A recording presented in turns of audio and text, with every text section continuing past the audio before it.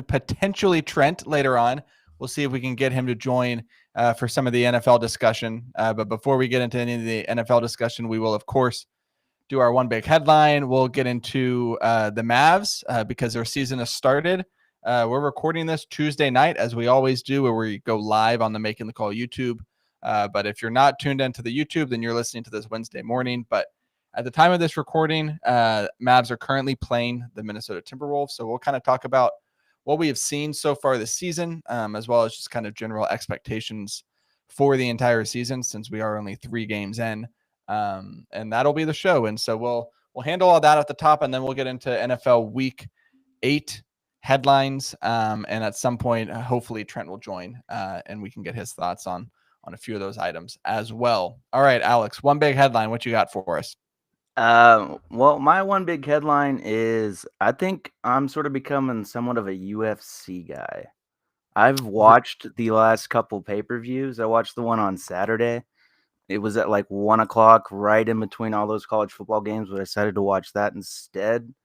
And it's been pretty entertaining, I'm not gonna lie.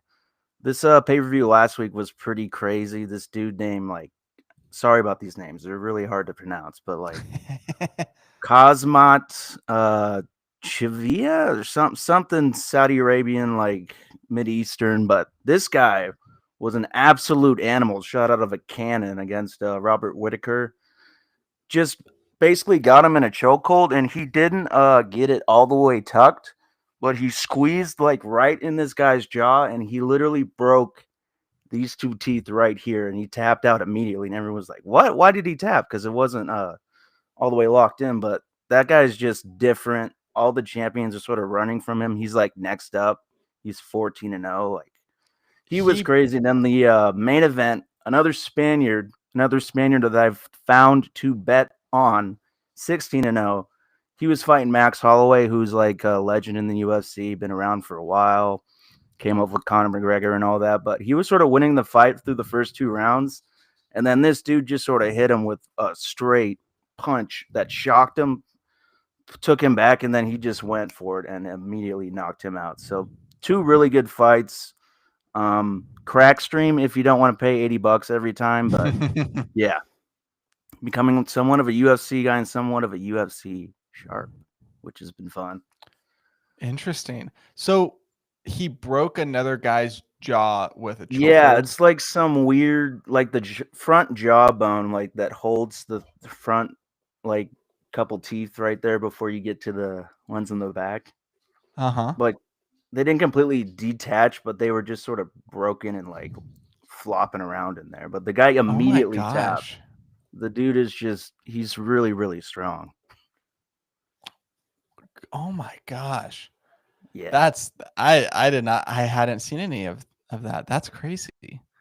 So you're UFC guy now. There you go. All those years of listening to Joe Rogan just it paid off.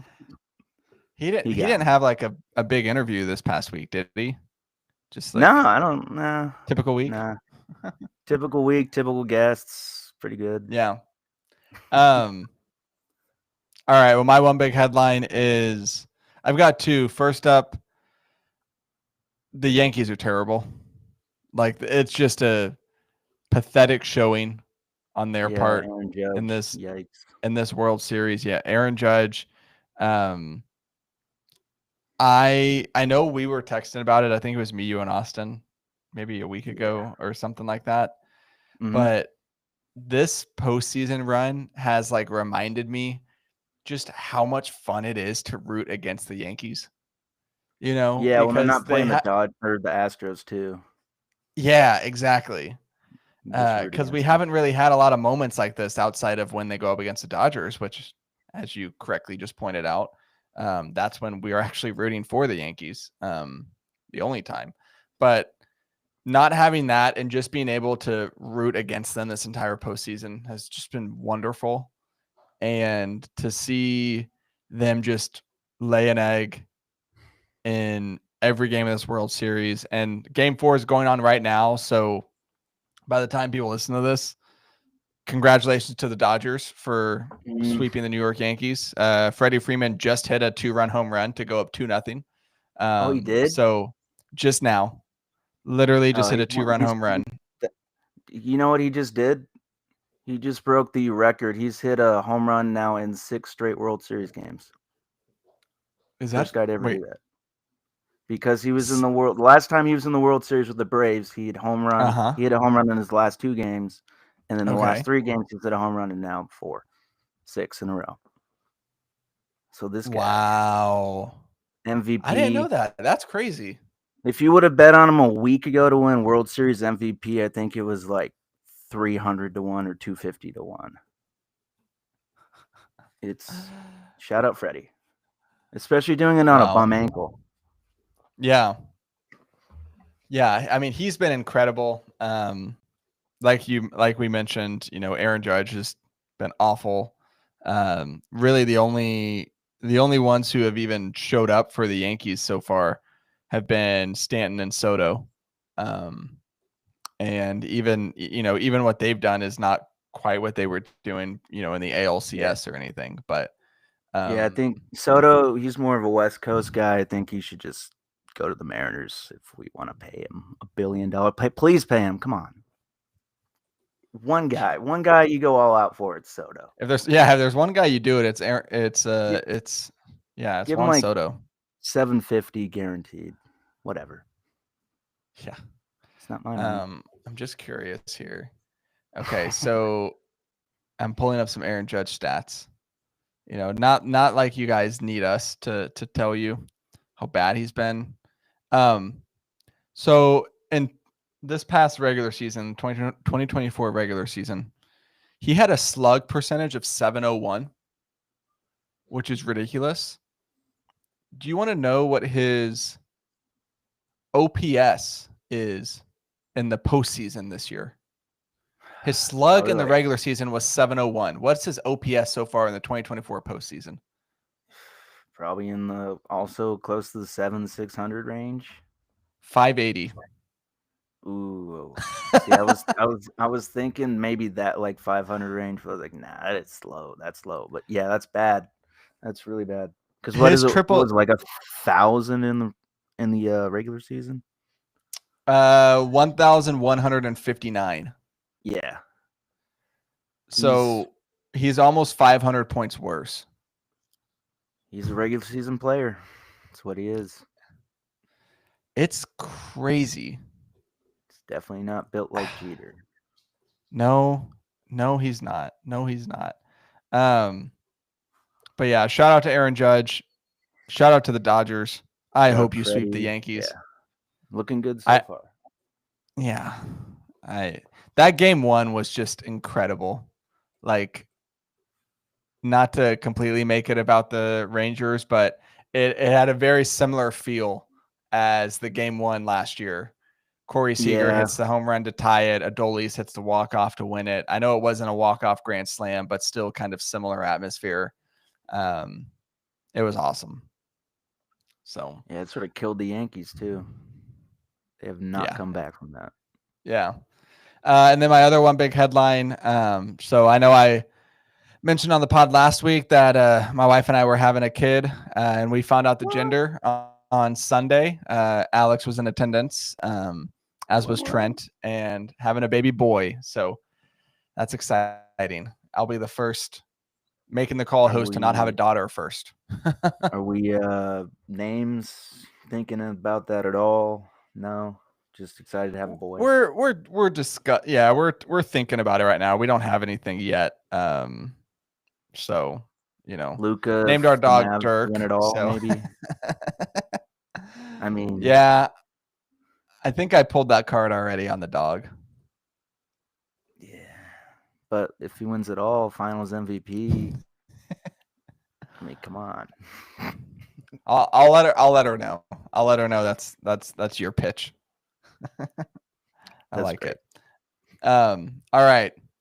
Let's talk about, speaking of Luka, let's talk about the Mavericks. So they're 2-1 on the season. They won game 1 against San Antonio. They lost game 2 against Phoenix, and then they won game 3 on against the Monday night against Utah Jazz, and they're currently playing the Timberwolves, as we already mentioned. Let's just kind of start. I've got a few different things that we'll run through, but let's Okay. just kind of start open ended. 3 games into the season, what are just kind of your general thoughts on the Mavs? Well, one is I've really not been able to watch a ton of the Mavs, but I'm excited in the first 3 games. It sort of feels like Clay, he's only played 3 games with us, but feels like he's been with us for like 3 or 4 years. He just knows where to be, knows what to do, shoot the ball. That's what he's here to do.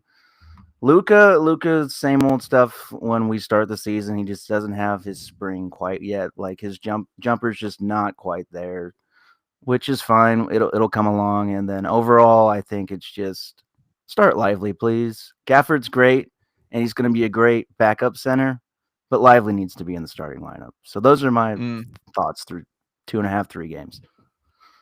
Yeah.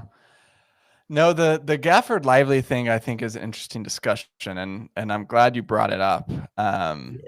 Because I don't know, like they're pretty much playing the exact same amount of time, and it's not even the fact Yeah, that like yeah. Gafford's been really good. I think Oh Lively's yeah, certainly been he better. started out great tonight, Um, actually. yeah. And I part of me is like, man, you keep Lively coming off the bench. That's like 6th man of the year campaign. You know what I mean? Like he's gonna Yeah, put up some but crazy stats, but who cares? yeah. I see what you mean. I I'm also not think he too just worried sort about of it. he jives well with the starting unit a little bit better. Like if you want to start fast, like throw some lobs to him, maybe throw a corner 3 to him once he starts shooting those. Like he's just Yeah. more of a guy when you want to start fast. And then you bring in Gafford against the second unit, you can do the same thing against worse players or tired players. So what's interesting is 3 games into the season, they're actually playing Lively more than Gafford. Yeah, Lively's which played is they were 25 sort minutes of a doing game. that last Gafford's year too. 19. Yeah. I almost wonder, I'm curious what you think about this. I wonder if they are more confident in Lively's ability, regardless of who's on the floor, compared to Gafford. Like if they Yeah, feel like to truly get the most out of Gafford, he needs to be with like Luca and Kyrie, or at least one of them, and like more of the starting unit. Where Lively, his skill he can set is play so with much anybody. more Yeah, broad. He's going to make an exactly. impact regardless who the other 4 guys are. And so they're like, well, this allows us to get the most out of Gafford, and we're still getting a ton out of Lively. So maybe this, if you're adding it all up, this is kind of the most optimal way to utilize those 2 players.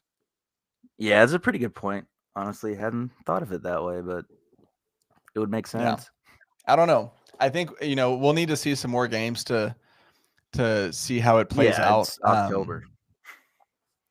And I think honestly, like I don't know, basketball's a little weird because so much is made of the starters, but what really matters is okay, who's your closing lineup? And Lively's out there in the Yeah, closing minutes every night. You know what I mean? bingo. Um, he's the guy they trust. So I don't know. I'm not as It is worried what it about it. is. Yeah. It's a Hey, at good least we're problem to worried about have. this Think about where versus we've just come. exactly. I was about same road. Yeah. Think about No, no, where no. we've Yeah. come from. We used to Exactly. just Like, want to have one of these guys, and now we got 2.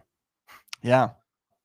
We used to, I mean, think about those off seasons of talking ourselves into Christian Wood and JaVale McGee, Oh man, and that was that's rough. like the dog days Dwight are Powell, over. You maybe know what maybe I this mean? year Dwight takes a step. Yeah. Um, all right. I want to talk about Klay Thompson because My guy Clay. he has fit on the Mavs like a glove.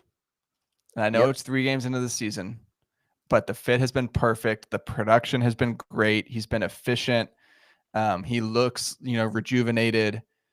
I've got some stats that we can get into, but just high level, what has been your thoughts on Klay Thompson's start to his Mavericks career? I mean, it was pretty much a no-brainer from the start. He's just replacing THJ, and just on paper, Clay Thompson replacing THJ is just amazing. The spacing is Mm-hmm. going to be insane, and like we've already seen, he gets at least one shot a game where he can take a dribble and then shoot. But yeah, it's just the perfect fit around Luca and Kyrie, that third guy that can make the shot, not afraid to shoot too, even when he's cold. Like shooters just shoot, and Clay is the perfect example of that. And what did we say in the offseason, right? That Klay Thompson is going to get more wide open looks than he has since like the Kevin Durant Warriors teams. Like there's so much attention that Luka and Kyrie demand that Klay Thompson is just going to feast, right? Yeah.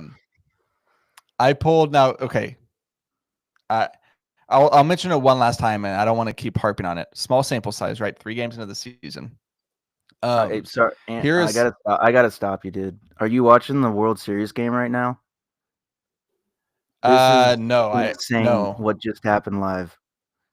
Mookie Betts just caught Okay. a ball in foul territory, and the Yankees fan just grabbed his glove and pried it open and tried to rip the ball out. And then he started yelling at the What? ump like he did something wrong. Sorry, it was too bizarre not to. What? What not to? It's gonna be on Twitter like now, but he literally just tried to Gosh. pry his glove open, and pull the ball out. Shout out New York. And you're gonna have like some of the oh yeah, here's the Jeff Passan tweet. A Yankees fan interfere with Mookie Betts trying to catch a down the right field line, trying to make a catch down the right field line, grabbing his glove, ripping it open, and ejecting the ball as he made the catch. The umpire ruled Gleyber Torres out on fan interference. Wow. And then they started yelling at the ump like they had the right to the ball.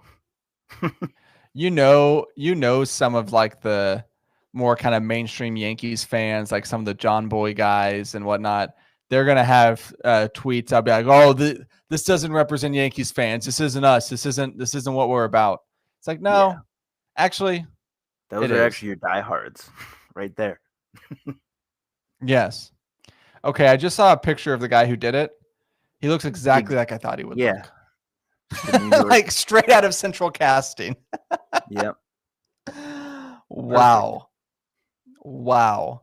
Okay, anyways, Klay Thompson. So I want to look at basically what are his 3-point attempts looking like when he's considered open. And so there's 2 different categories here.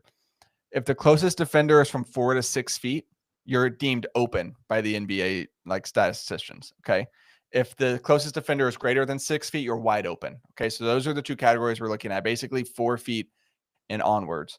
4 to 6 feet. Klay Thompson is shooting 6 3-point attempts per game in that range, where the closest defender is 4 to 6 feet. He's shooting 6 of those threes a game. He's making 38.9%. Very nice. Okay. For 3-pointers where the closest defender is 6+ feet away, so deemed wide open, he's shooting 3.7 of those a game, and he is making 63.6% of those. I like that. So almost 10 threes a game, he's considered open or wide open. And when he's open, it's 39%. When he's wide open, it's 64%. Okay. Yeah. Compare that to what he did in his final year in Golden State. 4 to 6 feet, he was only shooting 3.8 a game at 39%. So exact same percentage.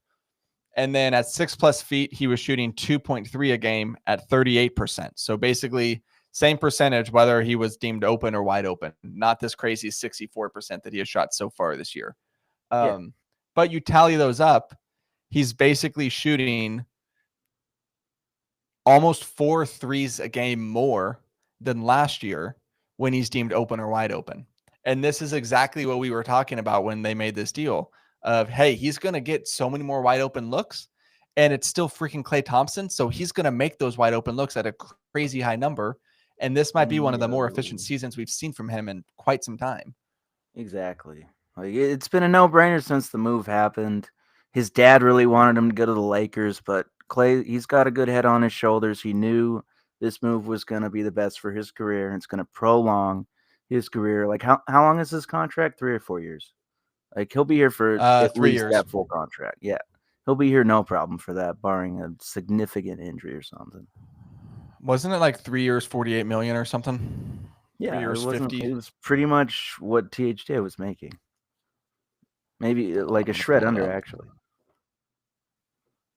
Yeah, yeah, no, for sure. He's just been so good, and I'm really curious to see how it because defenses are going to be faced with this equation that they got to try and solve, right? Where it's, hey, do we sag off of Luka and Kyrie so that we don't leave Klay Thompson wide open? But if you do that, then Luka and Yeah. Kyrie are getting one-on-one looks, right? So Honestly, yeah, please it's do that. yeah. So yeah, he signed 3 years, 50 million. Yeah. Was the Klay Thompson And contract. honestly, So after that, he's still only going to be like 36. We'll take him for 2 more years. But hey, we'll get there yeah. when we get there. Yeah, man. And he just I don't know. He seems happy. Like he seems He just seems over the happy. moon. His overall vibe, I mean, his vibe would be good anywhere, but it's great here. He's just a chill dude. Maybe he should make a video in Lake Louisville on his boat or something, just as a joke. That would be pretty funny. Oh gosh, Luca's limping. What Okay, happened? Hold on. nothing, dude. It's Oh, Luca. no, this actually looked bad. He had who's this Jaden McDaniels basically like hit his knee from the back. And he limps over into the crowd. Trainers with him.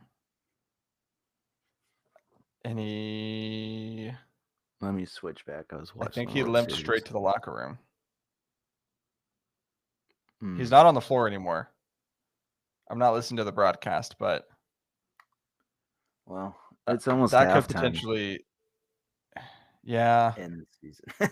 Yeah, okay, yeah. We'll see. We're We'll up see by if we get 2. any tweets That's or good. anything coming out of half after that. Something to It could look just out be. It for, could just but be a bruise or a Charlie I hope so. horse. I hope It's so. Luca. Luca's dramatic. Come on. I don't know how you feel, and let's talk about this, and then if there's anything else you want to talk about with the Okay. Mavs, let's hit that. Actually, yeah, let's hit this. Anything else about kind of the start to the season, and then we'll wrap up with just kind of bigger picture expectations for the rest of the season. Okay. I love the roster construction. Like it I just do. seems like they have answers for everything. I think if you wanted to poke any hole, you would say they're not as well equipped to handle the quick guards of the NBA, right? That's where they really relied on Derrick Jones Jr. last season. And Najee Marshall is great, but I don't know how much Najee Marshall's. I don't know how well he's going to fare against guys like SGA or tonight Anthony Edwards or anything like that. But other than that piece, it just seems like they've got an answer for everything. And I am so high on the expectations for this team because I think it's truly, the ceiling is the Yeah. roof, as they say. Yeah. I think in the West, it's pretty much us and OKC and Minnesota, and then there's a somewhat of a decent gap because the Nuggets. We're not going to get into the whole NBA right now, but the Nuggets have a Jokic stopper right on their team starting Russell Westbrook, and I don't know why they did that, but sheesh. That's bad for them, but yeah, overall, really excited for the Mavericks. It's the first year where I'm like going into the year not really planning on who are we going to add at the trade deadline because I'm not sure if we are going to need to add anybody that's going to Yeah. like change the scale of things. Like it might be a depth piece add or something like that, but nothing crazy. Yeah.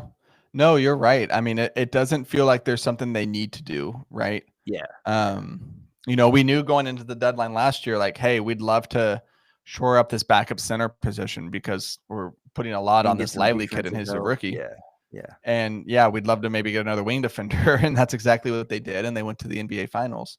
Shout out Nico. Man, how much would you pay right now to make Nico the GM of the Dallas Cowboys? um, Ooh. a And lot. how quick do you think he could change the scale of things for the Cowboys? Like 1 season or 2? Because it's not going to be 3. One. Yeah, like 2 months, 1 off season. Dude, okay, so we're gonna get into it later.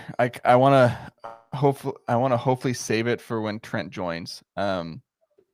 Because I've put together some data. I tweeted it out yesterday, or at least tweeted out kind of the framework of it yesterday, Okay. or on Monday as I was putting it together.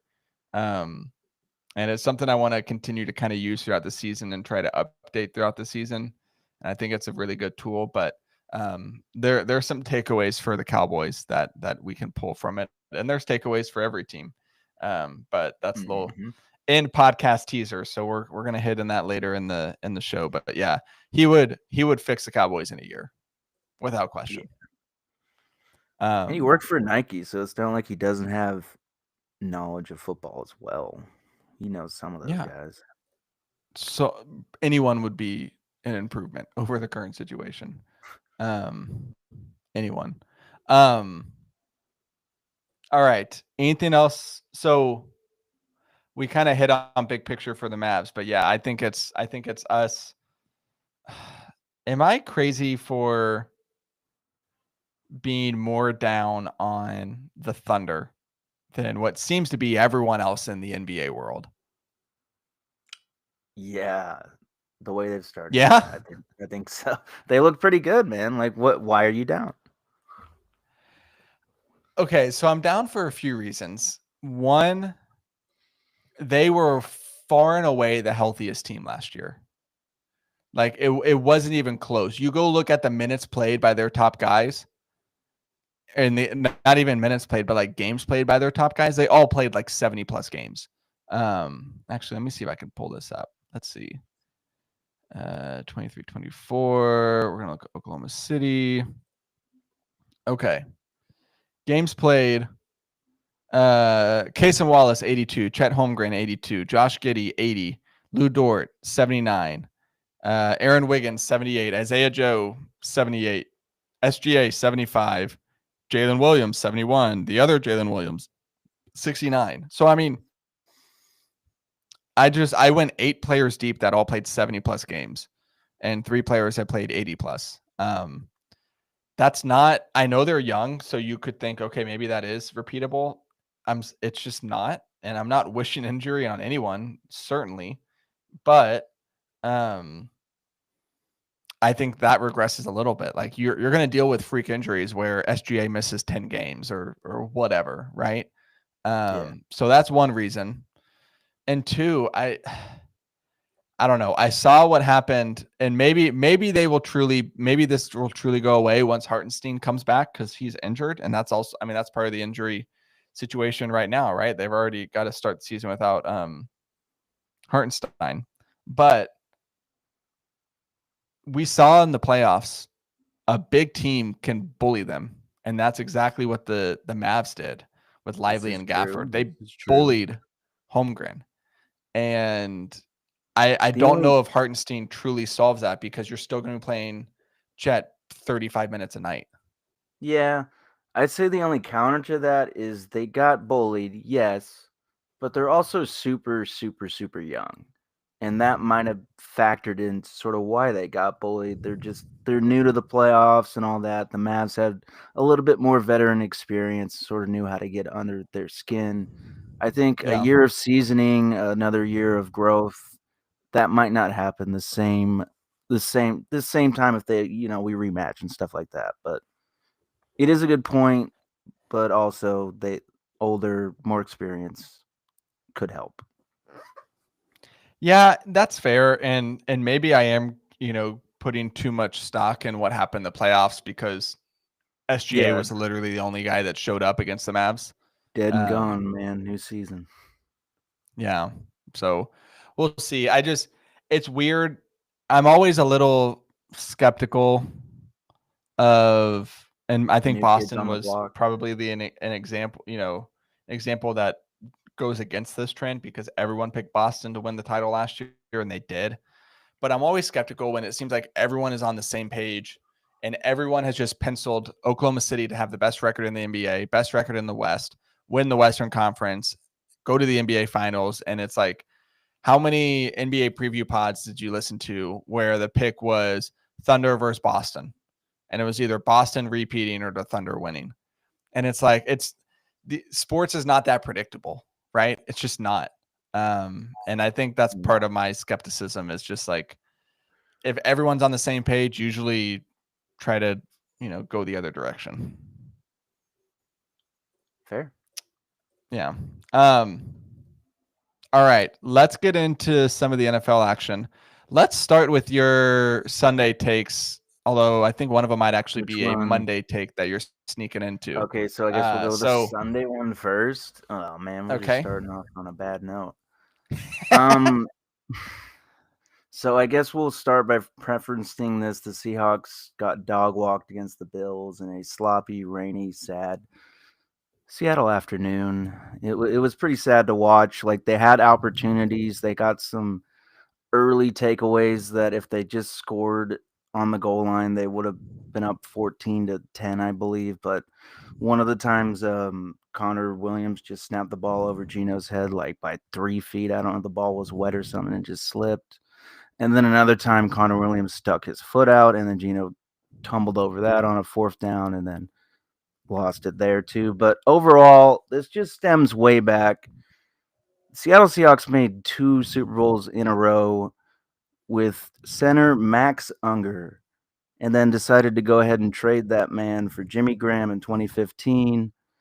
And since then, I don't have the records to back this up, but I bet if you looked it up, we have been a bottom feeder for offensive line play, and it's cursed us, and it's cursed us, and it's cursed us, and the curse continues today.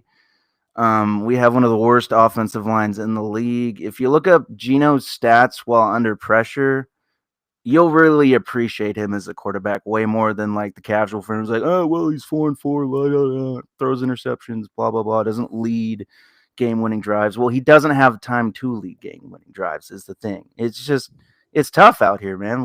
We just suck at evaluating offensive line talent, drafting offensive line talent. It's a purgatory and it's a revolving door. And at this point, it might be time to sort of look at the GM and think maybe that guy just doesn't know how to evaluate offensive line talent anymore.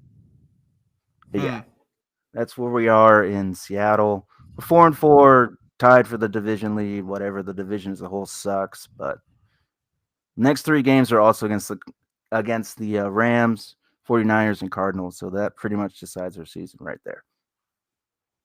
Man, you went back to the Jimmy Graham trade. I'm impressed. Yeah, it's in Seahawks Twitter and Seahawks lore. It's a massive trade in the grand scheme of things over the last 10 years. That's crazy. I had no idea. Learned something new today. Unger, man. I miss him. Yeah, so I'm curious what the fix is because if you think it's like a I mean, one of our guys Snyder, is right? coming back from injury. Yeah, the GM's John Snyder. He's been here forever, but I mean, one of our right tackle is slowly coming back from injury. It's just been a long recovery from an ACL, and we also had George Fant, who we brought in as a quick fix, and he got hurt the first game, but he's also almost back. So quick fixes might be coming soon, but it's just something we don't trust right now as Seahawks fans. And Connor Williams sort of bad. You guys might have been right. No, it's not even holding. He's just he hasn't been great. He's just not good. Yeah. he's just bad. It was a 1-year deal, so it's okay. Listen, man, if there's one thing you got to trust Austin and I on, it's disappointing Cowboys. Yeah, you're probably right. Like that is our your MO area of specialty. Okay. We know all about bad Cowboys. We can tell you about Connor Williams. We can tell you about Taco Charlton. We can tell you about Cheeto Awuzie. Yeah. I mean, it goes on and on and on. Jalen Smith, whoever. Yeah. I don't know what the fix is because I don't know. My crazy hot take is I think offensive line is important. A couple years ago, dude. Creed Humphrey was right there, and they took a guy who's where did he go to school? Oklahoma. He was Baker Mayfield's center. He was right there, dude. What's going on with the OU offensive line? I feel like that's normally a strength for you guys. Honestly, with that one, it's sort of a case of like they had to patchwork this offensive line together. They have a lot of good freshmen that didn't want to play right away, and then it's just a bad year over there. But let's not talk about OU, please. Okay, all right. We don't have to talk about OU. That's fine. It's sort of Um, the yeah. Well, no, we're not cap all close. right. What's your other Sunday take? My Monday take, I guess. Russell Wilson is back, dude. That deep ball is back. The fear is gone. I don't know what Sean Payton and the Broncos are doing with him. Maybe just eyes wide shut, making him watch like I don't even know, but they were torturing him in some type of way. But he's back. His confidence is back. And the Steelers, I was way down on the Steelers in the preseason. I was wrong.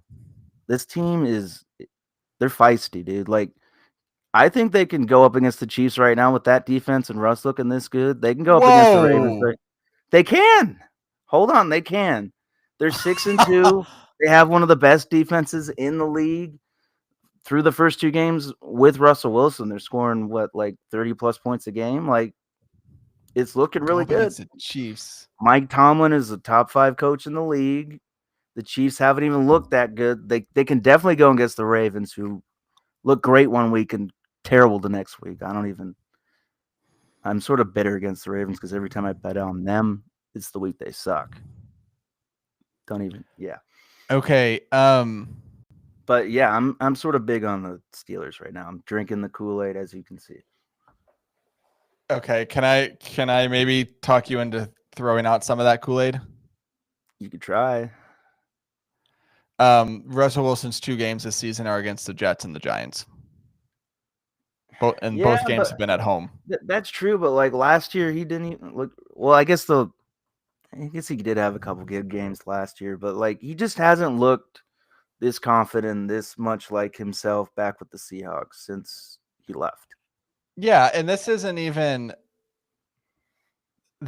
so this isn't even me trying to throw cold water on your take that No, Russell yeah. Wilson is back. It's just I'd like to see them do this against a better a better opponent before you Well, they start got throwing some out, good hey ones man, they coming could up. go up against the Chiefs. Their schedule is about to get a lot tougher, so that Yeah. will come to fold soon. They've got the Commanders and Ravens in their next 2 games, and then they end the season at the Eagles, at the Ravens, home versus the Chiefs, home versus the Bengals. So yeah, So if they we'll go like see. 5-2 in that stretch, then we know they're for real. Yeah, we'll see. We'll see how they do. Okay. But I'm with you, man. Russell Wilson looks good. The Steelers offense looks functional, and he's getting guys involved. So I'm not saying you're wrong. I think I'm saying Pump I the need to see a brakes. little bit more, you know? Yeah, pump it a bit. Okay. Yeah. Yeah, that's fair. That's fair. Yeah. All right. So we hit on your Sunday takes. Let's talk through some news that came out Tuesday. Um, I think the big one is Anthony Richardson has been benched in Indianapolis. So the Colts have decided, hey, we think Joe Flacco gives us the best chance to win. I'll let you start. Your reaction to this, your thoughts on Anthony Richardson. Take it kind of anywhere you want to go. I'll just say if you listen to this podcast before, you should know I'm just not that shocked. But at the same time, I think they sort of did this too late. Like I don't think they can really compete. What are they 4-4? 3-5? Like I They don't know if they are have enough time to four and get four. back in the. Okay, that's okay, but I sort of think at this point you already went with him after Joe Flacco sort of looked good, had a rhythm and all that. Now he's sort of out of that for a minute. That might sort of screw him up. Like you should have just gone either way. Like let him go down with the ship or let Flacco take the reins, which I guess that's what they're doing right now. But I don't know, just sort of wishy washy. I don't like it. But yeah, I was never a believer in Anthony Richardson. Like I think we've seen the take. He's a great value, Cam Newton, and yeah, that's exactly what he is. He's got an awesome deep ball, an awesome big playability, but when it comes to just the regular quarterback play, pocket pass, sit in the 3-step drop, and boom, hit your read, he's just not that guy. He's not. He's got a completion percentage over expected of a negative 12.5%. His completion percentage on the year is 44.4. So what that is saying that, hey, your completion percentage, Anthony Richardson, based on all the different situations you've been in, should actually be more like 57, and you're at 44, and that's not good. Nope. I completely agree with you. I thought it was really interesting to see some of the reactions to this, where a lot of guys are like, whoa, this is way too soon to be giving up on him. And maybe it is. It feels a lot like the Justin Fields discourse, where we can get so enamored with the raw traits that we are missing everything we're seeing on the field that tells you this guy is not an NFL quarterback. Yep. And I got another comparison to throw at you. Okay. Okay. Tell me who this sounds like. Quarterback, very raw, tons of ability, strong, running ability, strong arm, can do it all. Played like no games in college, has very little, high level experience beyond high school. Played like nothing in college. Gets drafted. What did he gets drafted in the top 5 of the NFL draft. Top 3. And top 3. Yeah.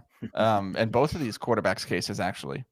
Or did Anthony Richardson go 4th? I don't remember. I think he went 4th actually. Top 5. Yeah. So you had it right. Does it sound like any other quarterback you can think of in recent memory? Yeah, I believe he is a backup and preseason star for the Dallas Cowboys. Trey Lance. I compared Trey Lance and Anthony Richardson's stats from their final 2 years in college. Okay. And some of these numbers are going to be a lot closer than others. So I'll just I'm just putting this out there. Final 2 seasons, Anthony Richardson played 20 games. Trey Lance played 17. Anthony Richardson had 391 pass attempts. Trey Lance had 317.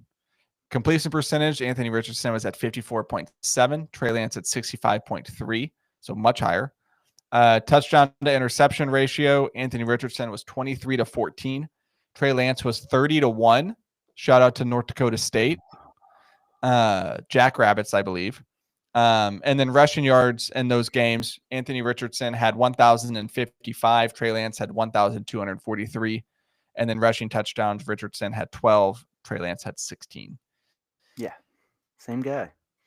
Just one went to Florida and one went to North Dakota State. Exactly. But, good point. Can I relieve you and all our listeners real quick? Because our friend Brad Townsend just tweeted out that Luka Doncic has started the second half with the team. So we're good. We're good. Oh, how about that? Denzel Washington relief meme. We're all leaning back in our chairs and gonna enjoy the second half. Bob Sturm tweeted, Luka's injuries are quick to heal. He has some soccer to his game. We should know this by now. Yeah, he's pretty, European. So, yeah. Yeah, exactly. Okay, that is good news. I appreciate that. But yeah, Anthony Richardson, I think he's just Trey Lance all over again. Yeah, he'll get one more opportunity somewhere else if the Colts don't. They might not even completely shut the door here yet, but because this upcoming quarterback crop is god awful. Yeah, what are they going to draft Quinn Ewers and think that's going to work? It's not. There's going to be a team given at least a second round pick for Anthony Richardson, thinking that they can fix him. Raiders. And maybe they can, but I think Shane Steichen's a really good coach. He's got. I think they've got weapons written all over him. Think about how they can him. You're so right. You're so right. I mean, it'd be fun. Maybe even Tennessee. Nah, move on from Levis. Vegas would at least be funner than Tennessee. I agree. No, I agree. Would work. Yeah. Deontay Johnson got traded to the Ravens. Does this do anything for you? No, honestly. I mean, has he has he ever been like? I know the name, but has he ever been like game changing good? Like he's been a solid receiver, I guess, but beyond that, he's nothing special, right? No, I think he does help the Ravens because he has a skill set um, that they don't have. He's more of a big body. He can go up at the catch point and beat a defensive back one on one. And I just don't think the Ravens really have that Yeah, outside of like Isaiah Likely. So I do think he helps them from that standpoint. Um, but it's not like I don't know. yeah. I don't know if he Especially helps the with Ravens as Lamar. much as he would another team. Like receivers with Lamar only help him so much because he's just not that orthodox pocket passer that's going to throw 35 to 40 times a game. Like it'll help him every once in a while, of course, but not consistently compared to other quarterbacks. Yeah. Yeah. No, absolutely.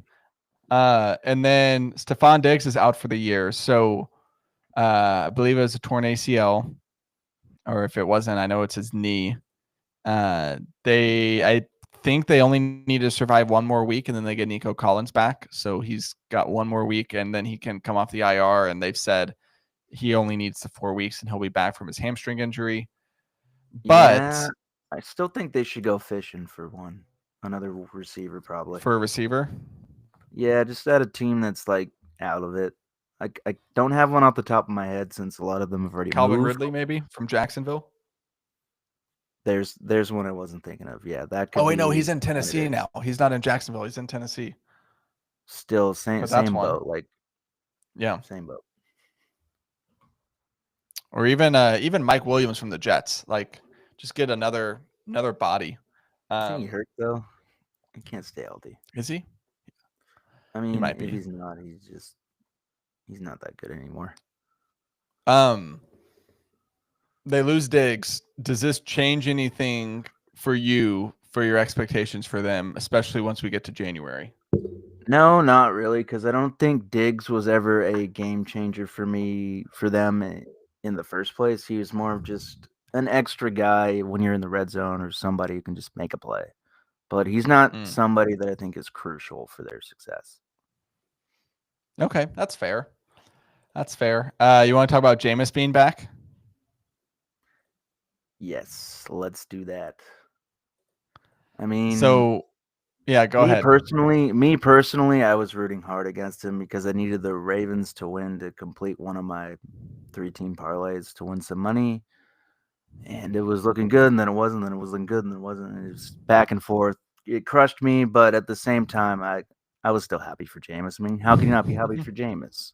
As a football fan and a football guy, he's just He's the the best. epitome of a football guy. That's what he is. He's football. Can I give Like you he's just a Brown stat? yeah, I So think yeah, go for it. Jameis Winston threw for like 334 yards or something, right?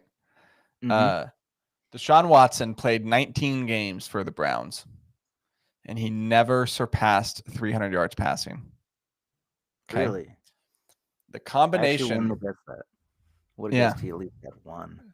don't worry. There's a hook to this. Okay. Oh, So that's the first part. okay. The combination of Joe Flacco and Jameis Winston for the Cleveland Browns have exceeded 300 yards passing in 6 out of 7 games. Nice. I mean, they just play better when they got a quarterback who's not the worst person in the world, you know? Someone you can vibe around and actually feel good about protecting. Actually enjoy playing with. Yeah. Yep. It's crazy how that works. I I think just wish they like would have seen it. Well, I guess they couldn't do it last week because he was the emergency quarterback. But like, I wish they would have seen it 1 week earlier, and then they might be 3-6 right now instead of 2-6. yeah. Um I I think it's something that's like worth remembering because we think of all these sports games and teams like as just like names on a piece of paper or stats or whatever. but there is like the human element to it, right? And I think there is something to the fact of like all the guys on the Browns from an emotion and things like that throughout the course of a game, like that's got to be a huge lift having Jameis Winston back there versus Deshaun Watson. Like and maybe it's hard. You're not going to ever be able to quantify it, but maybe your offensive line blocks just a little bit harder knowing that guy's behind you. Maybe your receivers run their routes a little bit crisper knowing that that's the guy throwing them passes, right? And it's all hypothetical, but I do think there's got to be something to that. Yeah, just in your psyche and as a human, you just play better for people you like, is what I would assume. Yeah. Yeah. No, absolutely. I'm happy to see Jameis back. I hope we get him for the rest of the year. And I think this Browns team immediately becomes frisky with him at quarterback. Yeah, it's pretty much the same story all over again, like when they went to Flacco after he got hurt last year. Like, let's just run it back. Yeah. Yeah. No, absolutely. And then, all right, next up. He's going off. Sorry. Yeah, he is. The Commanders Bears game. How just insane was that ending? Oh, it was great. Like, I wasn't really watching that at the time, but I caught it on Twitter. And first thought, obviously, was like, oh, man, shout out PFT. He's going to go insane. And I caught that clip. But, like, overall, just it's awesome that we have two young quarterbacks like this who we hyped up throughout the offseason, got drafted early, and they're both just already producing like this. Like, that was a lock-in matchup, stellar late Sunday night matchup. Like, it's just great for the NFL and for like the future of the league in general that we got two rookies like this already popping off. Oh, it's awesome. It is absolutely awesome. That game rocked. Jaden Daniels is incredible. He's so much fun to watch. And I to me, I kind of have a bigger question, right? You look at Washington, they are what, 5-2, I think, on the year. Yes. I believe they're currently like the 2 seed in the NFC. If the playoffs started today. Who's the 1 seed? Oh no, sorry, they're 6-2. 6-2. The Lions are 6-1. Oh yeah. Commanders are 6-2. Okay. Do you think Washington is a true contender in the NFC? No, not yet. No. You got the whole NFC North, like that whole division. It's just they're young, they're up and coming. Like their defense is still iffy against a real good offense. Like not saying the Bears or anybody like that is terrible, but like against a real like Lions or something like that, yeah, I think their defense is still a little shaky. Not saying Jaden Daniels can turn around and also shoot him out touchdown for touchdown, which he probably can, and which is why we're so excited about him. But they're like the young team. They're like pretty much what we were just talking about with the Thunder. They're a young team. They're up and coming. Let's let them show us on the field first before we just say, yeah, they're a contender. I think that's fair. I think I don't know. I'm trying to be very careful. Contenders outside of the NFC North, pretty much. Like everybody else is. See, what I think of when I think of NFC contender or just contender in general is, can I look up and you're playing in the NFC Championship or the AFC Championship? And if you are a game away from going to the Super Bowl. And then once you get to the Super Bowl, anything can happen, right? Yeah. So that's kind of the definition I have in my head. And if I look at Washington, could you see them playing in the NFC title game? Because I mean, yeah, I think absolutely. I could. But at the same time, that's only two. Like, it's like 2 playoff games, and like if you get the right matchups, that's not. I mean, it's not crazy for probably about 5 or 6 teams off the top of my head in the NFC. If we want to rattle them off. Here's the thing, though, dude. I think. Oh well, yes, definitely. But I think you start playing with some of the playoff seeding, right? Let's say Detroit gets a 1 seed. All the other NFC teams are going to be wildcard teams, right? So Then you start talking about, can Washington get the 2 seed, which they currently are. They have a game lead over Atlanta. I think they can. And so then you start kind of projecting out these playoff matchups. Let's say Washington gets the 2 seed. They're going to play the worst wild card team, right? Because Detroit's going to get the bye. So that would be currently the Eagles. So which would be really fun. NFC East matchup. But let's say they beat Philly. Now they're hosting Atlanta in the divisional round. And do you think Washington could beat Atlanta? I do. Yeah, that matchup's easier than the Eagles. Exactly. So they beat Atlanta. Now you're playing potentially Detroit in the NFC Championship game. And then just like that. Yeah. Just like that, man. That's true. For a second, I thought you were going to be like, they're going to have home field advantage. And I was going to be like, yeah, at FedEx Field. At FedEx, yeah, exactly. And the turf has not been friendly to them either. So, yeah. Yes. But yeah, yes. I see the point you're making. They have a path to have an easy path. Let's put that on a graphic card. Making the call, reporting. The Commanders have a path to an easy path. Just keep following the trail. There'll be another sign in like half a mile. So let's stay on this discussion then. What teams would you say have a chance to win their conference this year? Let's start in the NFC. Oh, to win the I thought we were just going like to make the conference championship. Like you don't have to necessarily even win your conference. Okay, yeah, to make the conference championship. So just off the top of my head, it's the Lions, the 49ers, probably the Packers. Oh, man. We're already getting sort of light. I mean, I could see the Eagles, absolutely. Then it's probably the Commanders. And it probably, if in terms of rankings overall, I've still got the Commanders slightly over the Eagles. So they're probably the fourth. No Vikings, huh? I just haven't watched the Vikings. Literally, like they've flashed on Red Zone, but other than that, I have not sat down. They're good, man. Their defense is legit. Yeah. So yeah, the Vikings are on there. I just forgot about them. But I mean, like I said, the whole NFC North.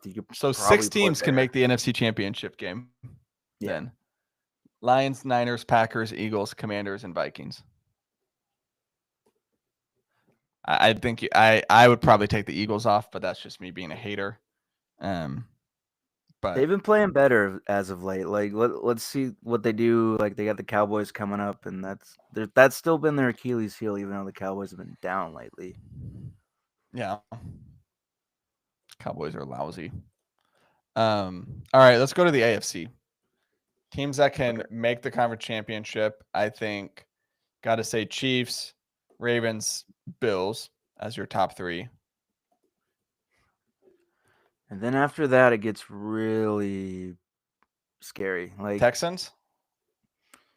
I don't even think I want to put them there right now. They've not looked great lately. Like, sure. Yeah, but I think you get Nico Collins back. I think that offense is completely different. He's so freaking good. This is where I want to put the Steelers. See, I'm higher on the Steelers than the Texans right now, but they haven't played anybody yet, like I said. So we're tentative on this take, but it's cooking up. Like Russ is cooking right now. Okay. Let's put the Texans because I think they were almost in the AFC Championship game last year. True. Right. So yeah, they were very close. And then we'll put them there just because of CJ. Trust CJ. Steelers. I'll put in parentheses. Need to see them versus a good team first. Is there anybody else? Okay. Is there someone we're forgetting? Broncos, no. Chargers, no. Colts, no. Bengals, no. Dolphins, no. I don't think so. Yeah. The AFC is pretty light. Yeah. Okay. You want to talk about the Jets at all and just how funny this whole thing is? Yeah, I mean, do they miss Zach Wilson yet? Something? I mean, right? 2-6. What do they do? They got another year of Rodgers. I guess hire another coach and be like, yeah, that'll change it. We got Yeah, this. I guess so. It's I don't know what they do. It's a really weird roster with a really weird quarterback and with no coaching. And it's You know who it sort of reminds me of? The Kevin Garnett, Paul Pierce, Brooklyn Nets. Maybe not quite as obvious to start, yeah.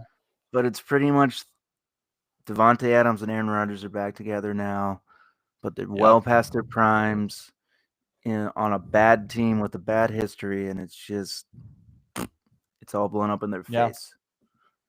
And it's even funnier that a lot of Jets fans are probably also Nets fans. So there you go. Yeah. um that's a good call. It's just a disaster. And I don't think it's going to get better. I think this team is just bad. I think they play bad football. And it's so funny that they are 2-6.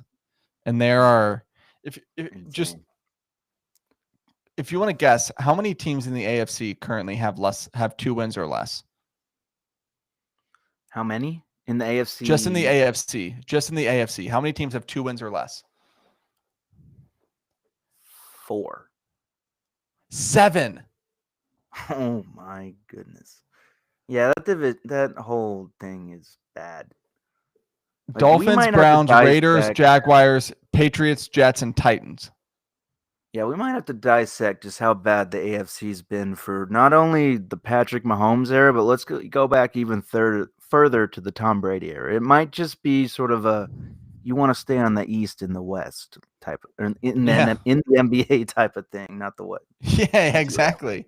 Like, people don't talk about that. It's bad. It might be that there bad. might be something there. We need to look into that a little bit more. I agree with you. All right. This brings me to my stat of the week. It's a big one. So let me just go ahead and get this pulled up. So I've been working on this past couple days. I want to continue to update this. One caveat is I didn't update after Monday Night Football, so you won't have updated, EPA numbers for the Steelers and Giants, which for the sake of this discussion, I think that's going to be okay. All right, let's see. Let me share.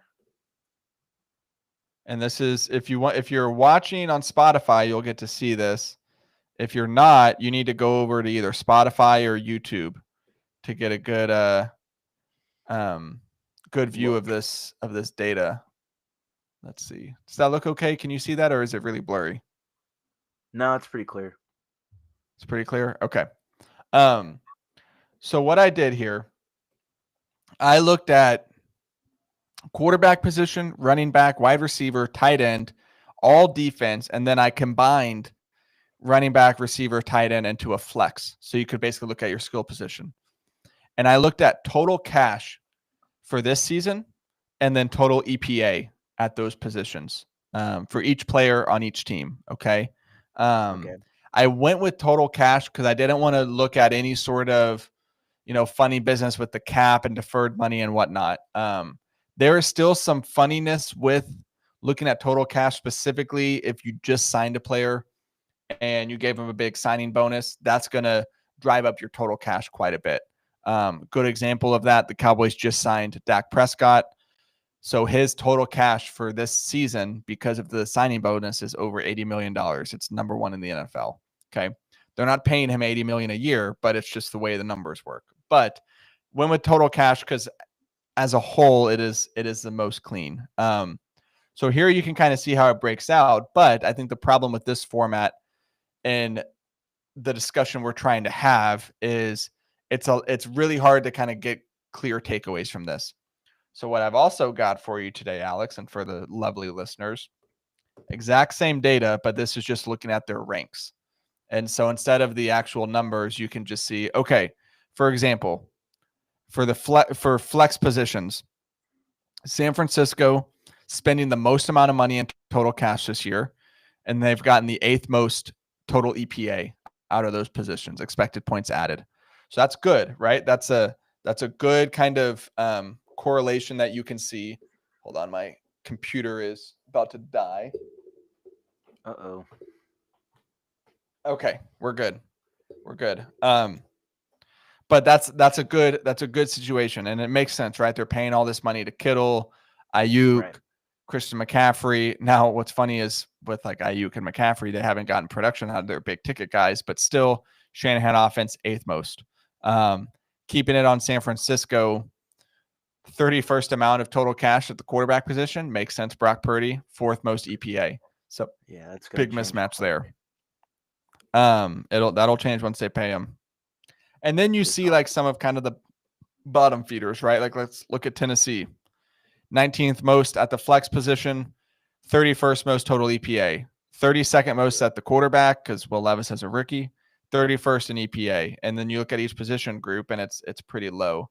I think, what makes sense for them is they've spent the 7 most on defense and they've gotten the 15th best EPA per play on defense. So middle of the pack defense, they are spending quite a bit, but at least it's not, much worse than that. They're only middle of the pack too because they're on the field so much because the rest of the team sucks, as this thing says. Exactly. But I wanted to look at, there's kind of a few different things that we can look at. And I want this to be kind of a continuous discussion. So we'll revisit this at a few times throughout the year. But I think it's good because it shows you, how much are you investing at that position and what sort of production are you getting, right? And there's some additional layers we could look at specifically if you've got a lot of draft capital. That's not necessarily going to show up from a total cash standpoint, but you're still investing in that position, right? Let's look at Dallas, shall we? Yeah. I think this is the problem. One, Dak Prescott has not been very good. Number 1 in total cash, 25th in total EPA. Can't have that. Can't have that at all. But let's look at the flex spots. 9th in total cash, 26th in total EPA. And then if you kind of work your way down, 29th at running back. Famously, couldn't afford Derrick Henry, even though they currently have $20 million in cap space. Couldn't afford him. They've actually had a decent amount of total EPA, but we know that they're league worst in rushing yards per game, yards per play, yards after the contact. Every metric, they're bottom of the league. Look at the wide receivers for Dallas. They are 5th in total cash because they just signed CeeDee Lamb, 29th in total EPA. Tight end, 32nd and 27th. And then look at this defense. They've spent the 31st most money on defense. Hold on. Hold on. I might have I might have the EPA ranks. Give me one second. I mean, it makes a lot of their defensive studs right now are all on their first contracts. Yeah, here, hold on. I've got the defensive EPA. It's flipped. So this is hold on. Let me fix this real quick. We're gonna rank that. Grimes is a boom. That's better. So yeah, 31st total cash, 20th in EPA per play. They've not been a good defense, right? This is actually league worst, and it shows up as 20th because you have a lot of teams that have the same amount of EPA per play, so you have a lot of ties, right? 4 and 4 and so on and so forth. But we'll revisit this. I'll try to keep this updated and I'll post it. I won't do it every week, but I'll do it, every few weeks. But you can just really see which teams are investing heavily. And I do want to look at Kansas City. I mean, talk about being balanced, right? 10th in flex cash, 11th in flex total EPA, 9th in quarterback cash, 7th in quarterback EPA. And then you see some disparities. Obviously, they're paying Travis Kelce the most. He's been league average. But look at this defense. And this is kind of where you look at the fact that they've invested so many draft picks. 29th in defensive total cash, but 6th best in defensive EPA per play. So they're continuing to invest. They're not letting the fact that they've paid their quarterback mean that they're not spending any other money, because they continue to spend money across the board, and we love to see that. Yeah. Anything that stands out to you? Any questions you have, or anything else? Because this was kind of the last thing I had for the podcast before we wrap up. Nah, can you just go over the Seahawks, I guess? Yeah. More Yeah. Let's depth. look at It's hard to Seattle. follow along from full screen mode. Okay, so Seattle, 24th in quarterback total cash. They got Geno on a deal. Yes, we do. 17th in quarterback EPA, and running back Kenneth Walker, obviously not paying him much. 31st in total cash, 19th in total EPA. They are paying the wide receivers, right? DK Metcalf, Yeah. Tyler Lockett. So 13th in total cash, 20th in total EPA. So bit of a mismatch there, but you've also had some injuries and things that you're trying to fight through. Exactly. And then defense is kind of middle of the pack in both cash and EPA per play. So pretty they're much kind of middle of the are. pack across the board. Yeah. Yeah, they are a middling team that's Exactly. hoping to get some breaks. Exactly. Where'd you find all the data for this? Just on did you use NFL Plus or something, or? I used NFL Plus to get the total EPA numbers, and then the cash spending I got from Spot Track. So not to peel the curtain back too much, but basically I went through each position and got let's look at tight end data. Compiled it all and got total cash and EPA for each tight end, and then just kind of built it from there. So it's gonna be funny when you got your spreadsheets open at 3 a.m. and then your kid in the shoulder with the bottle is look at this guy. See, his EPA is, but if he just Son, let me tell you about the poor contract structure from the Dallas Cowboys on Dak Prescott and CeeDee Lamb. Yeah, let me tell you about Jerry Jones, son. No, we will not speak his name. He'll be like Voldemort in this house. Oh goodness. I won't have to deal with him for too long. Yeah. All right. Well, we can wrap it there. I guess we don't get don't get Trent. Homework must have been more difficult than first. Yeah, that stupid NBA test he's taken. How about that? All right. Dad joke this week. You ready for this? Yes. Saw this one. Thought it was pretty good. I spent my entire life savings on pasta. It was worth every penny. It's very good. Shout out Very to good. Sopranos, all the Italians. Great pasta. Muy grazie. All right. That'll do it for this week's episode of Making the Call. Thank you, of course, to Alex for being on this week. Thank you to everyone tuning in on the YouTube and joining us on Spotify, where you can see all the pretty visuals that we show from time to time throughout the show. We'll be back next week. We'll be unveiling the updates we made to our playoff predictions from before the season. We're each allowed two changes total, preferably one in each conference, but 2 changes total of swapping out teams. And so we're working through those right now that week 8 is in the books. So we will unveil those on next week's podcast. We'll also be back breaking down all the action from week 9 of the NFL season. I hope everyone has a fantastic rest of the week, and we'll see you next time. Good timing. Boom. Start of the fourth quarter.